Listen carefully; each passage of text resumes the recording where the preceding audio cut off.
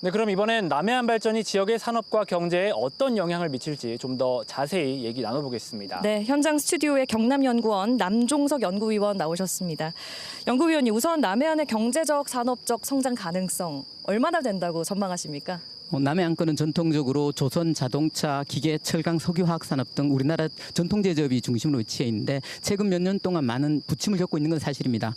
그런데 우주항공산업이나 방위산업 등에서의 국제적인 수요가 굉장히 많이 올라가고 있고 이것들이 남해안권의 주력 사례는 기계산업이나 철강, 석유화학, 석유 소재 산업들을 발전시킬 수 있는 동력이 있고요.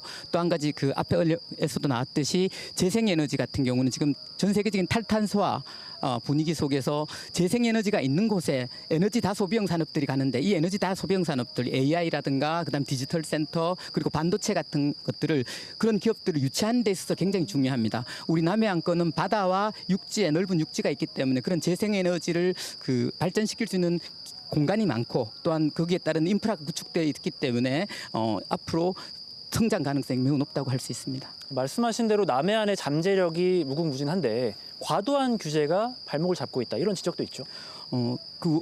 남해안권은 중간에 보면 한려해상 국립수도가 있잖아요. 네. 한려해상 국립공원 자체는 기본적으로 발전에 대한 규제가 굉장히 강합니다. 거기에다가 해양권 개발의 경우에는 보면 환경부, 해수부, 국토부 등 다양한 기관들이 다양한 법을 통해서 규제를 하고 있는데요. 이러한 규제를 넘어서기 위해서는 이 부처 간의 조율들을 하기 위해서는 그 위에 있는 특별법 제정이 필요합니다. 특별법이 제정이 되면 개별법이 우선하기 때문에 전체적인 포괄적인 계획이 가능하거든요. 그렇기 때문에 남해안 발전 특별법이 필요한 이유입니다. 규제 완화의 필요성에 대해서 강조를 해주셨는데 하지만 규제를 풀 경우에는 난개발이 우려된다는 목소리도 있습니다. 예, 모든 개발의 과정에는 난개발과 특히 난개발 과정에서의 환경 파괴가 분명히 존재합니다.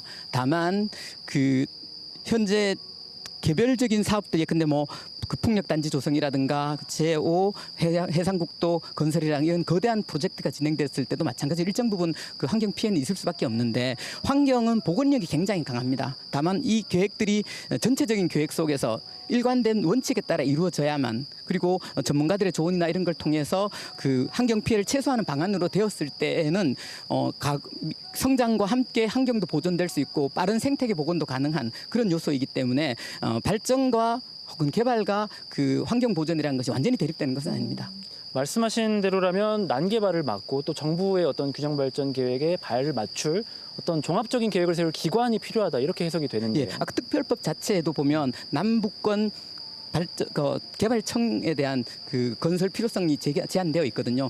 전체적으로 보면 부서 간을 넘어서던 통합 계획을 만들기 위해서는 이걸 관할할 수 있는 기관이 필요하고 그 기관들은 아까 말씀드렸듯이 이해관계자들 그다음에 전문가들이 포함된 그런 방식의 운영을 통해서 포괄적인 계획을 이 남북권의 장기 발전 계획을 수립하는 것이 필요하다고 봅니다. 네, 이 영호남이 손을 맞잡기 위해서는 우선적으로는 교통도 좀 편리해져야 할 텐데요.